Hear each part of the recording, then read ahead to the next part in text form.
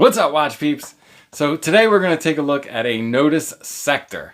After my last video, the review of the Zin 556, I got a few requests to take a closer look at my one-of-one Nodus Sector that I used for a side-by-side comparison. If you're not familiar with Nodus, they are a fantastic micro brand. The owners, Wes and Colin, have got to be two of the coolest dudes in the watch community.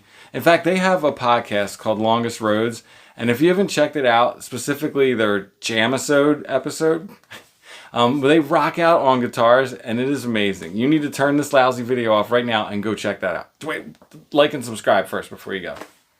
Anyway, if you're going to stick around, I've had hands-on experience with almost all the different models of Nodus watches.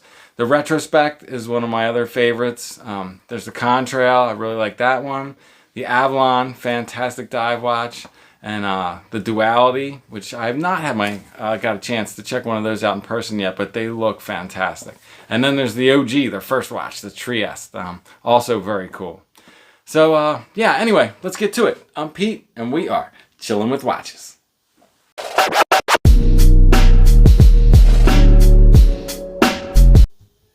All right, you know the drill. First things first, wrist check. I'm wearing my Marine Master 200, Baby Marine Master, whatever you want to call it. This is actually an SBDC 061, the all black model. And I just have a problem with Seikos. I can't leave them alone. This, that's the bezel off of the Twilight limited edition. And I put on a set of Marine Master hands with an orange, I think they call that like a lantern second hand. Yeah, pretty cool. What we're here to look at today though is the Nodus. So this is their standard packaging.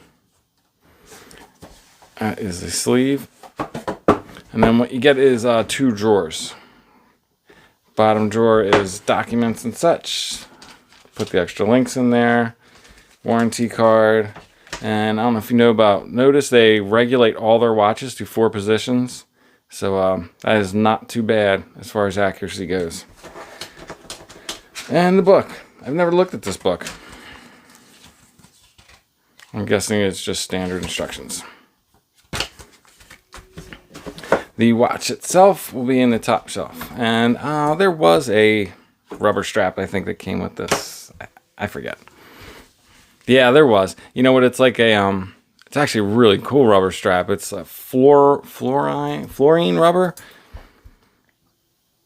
Before we get into the details, what this is a Nodus Sector field case and bracelet with a Nodus Sector dive movement dial and handset in it. Specifically the pearl colorway, as the dive watch has a very explorer type dial layout, and I love that. And so I thought, at my request, Cullen had swapped 2 watches around to create this, and yeah, it is the only one of its kind. And it does have a sister. It has the field dial and handset in a dive case. Black dial, field watch dial in the brushed case. I don't have that one, so another big Nodus fan, good friend of mine, really wanted it, and yeah, I let him get a hold of that one. I'll have to see if we can get some pictures of it one of these days, because it is also very cool. So yeah, let's get to the details. This is the Nodus Sector series, and you can notice right away that it's hard to say Sector dial. On the white, it's maybe the hardest to see because you got to pick up the shadow of the inner and outer ring. But these watches really look great at an oblique angle. You can see there's a polished ring on top of the bezel. It's a stepped bezel. But yeah, first things first. So I think these retail for $425 new. And they're currently sold out. But the website says they are coming back in July of this year, 2020. So yeah, let's get back to that dial out. So you see it has the inner and outer sectors, rings of the dial. The inner is raised, the outer is lowered. Date cut out at 4:30. Now, I don't hate the date position. I'm not real picky when it comes to that. And when I first saw this, I thought that small font was really cool, but you know what? I don't even set it anymore because I can't read it. It's too small. So that's one of my only gripes with this watch.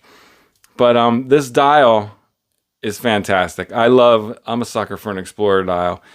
And I really love the way this one is laid out. I love an orange minute hand. So this one really tugged at the heartstrings. So yeah, here, let's unwind the crown. It's a nice pop. Very smooth winding. It is, it's an NH35. Seiko NH35 movement. You can feel both positions. Stops quite readily. Hands turn easily enough.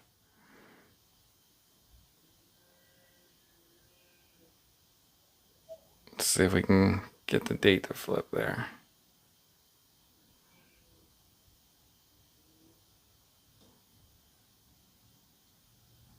Yep, standard Seiko date flip.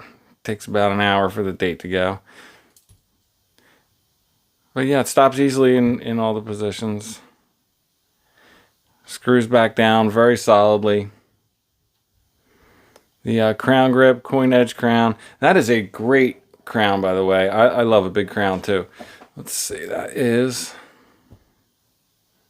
7.2. That is right in the sweet spot of crown sizes. Like I said, the movement, Seiko NH35. And case size,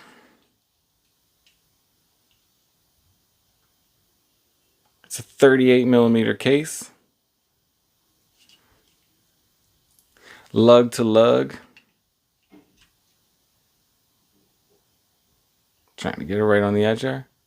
So it's about a 47mm lug to lug. Very nice compact layout. Case thickness, 13.3, which is really great for a Seiko movement. Lug width, these are 20mm lugs. And let's see, I think this bracelet tapers down to what? A little under 18. So 2mm taper. This is a sapphire crystal, and you can see that AR in there. There's the blue. Water resistance on this. Let's see if it's printed on the back. I don't remember. It's got to be on there somewhere, huh?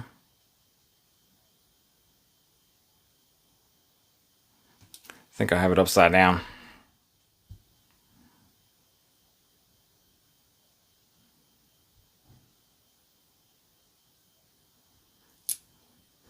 I don't see it printed. Maybe it's not printed on the case. Alright, so looking at their website, the water resistance is 150 meters. The case profile on this is really maybe the star of the show. The contrast between the bead blasted surfaces and the polished surfaces just creates such a dynamic when you're looking at it. I mean, how cool is that? Especially that polished ring on top of the bezel. And it's, you know, it's thin enough that I'm sure it's picked up some marks, but you can't see them. It's not this giant expansive brush surface that's going to show every hairline in it. But yeah, it curves and sits nicely on rest. Again, I think it is a signed crown with the Nodus logo. Drilled lugs. Yeah, so it is mostly bead blasted. The bracelet is bead blasted, except for those polished like bevels or chamfers.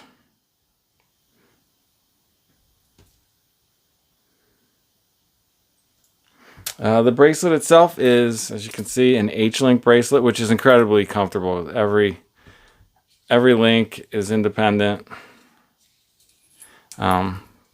Just gives you a lot of flexibility. Really comfortable to wear.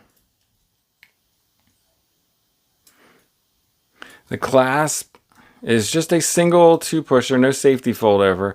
But man, you know, more and more micro brands that I'm coming across have this, and I am really fond of it.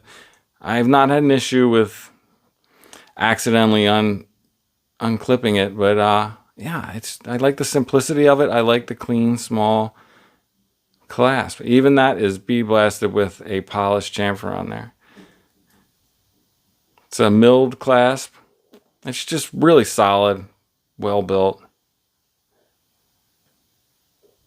So let's take a look at it on wrist. Take off the.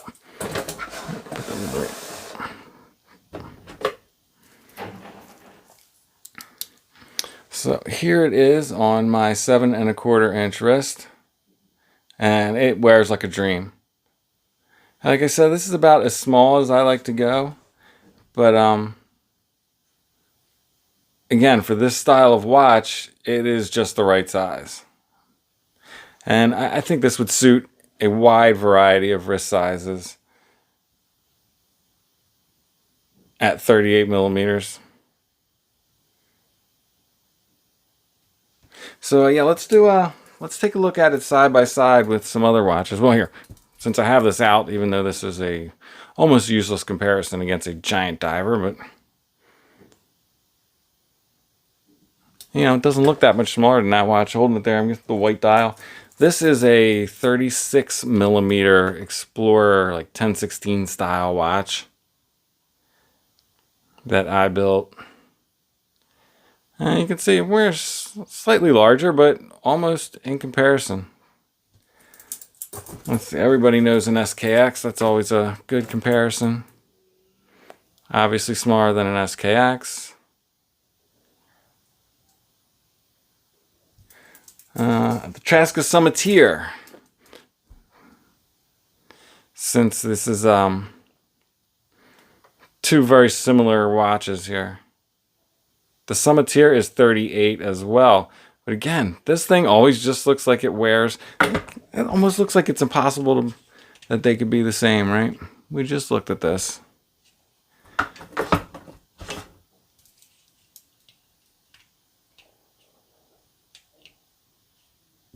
But yeah, look at that, right? Just that bigger dial makes that much of a difference, right? The Traska has a thinner bezel, and the more dial just makes it look like a bigger watch, even against the white dial watch, which usually makes the watch skew larger. Here's the only other field watch I have is the Orion Field Standard. I love this thing. Actually, I don't remember exactly what size the Orion Field Standard is. Same, I think. I don't have it in exactly the right spot, but if I were to get it in there, it's a 38. So the Field Standard has a thicker bezel. That's actually a pretty fair comparison, how they wear almost identical. So yeah, let's kill the lights and get a lume shot. Alright, so here is the lume. I did not mention before, but it is BGW9. I don't know if it's coming through on the camera, but has a very nice cool blue glow to it. So that is it, the Nodus Sector Explorer. I had to put it on. This thing is so awesome. So Nodus has this thing they call the Nodus Vault, where basically I think you can request a custom one-off Nodus build. Any of you guys check that out? You have any thoughts? What kind of Nodus would you build? Let me know in the comments below. What else do I got going on? A couple projects. Someone sent me in this is a Heimdallr or Sharky turtle, but it's a bronze case. So they wanted me to put a Seiko SRP 775. That's the gilt turtle dial and handset in it. The same dial and handset I used in the last mod build I did. But I can't just reuse that movement. That is the date only. So while I'm at it, I'm putting a kanji day wheel in there for him. Get that all put together. It has the matching chapter ring as well too. And I still got that root beer that I'm working on, but I want a two-tone SKX bracelet to go with it because that really pulls the look all together, and Strapcode has just been sold out of them forever. So I'll get to that sooner rather than later. But otherwise, that is about it for today. Before I let you go, sneaker check. It's getting warm, so bros wear lows. Back to the AJ1s. As always, if it's not too much trouble, like, subscribe, and come back next time. Peace!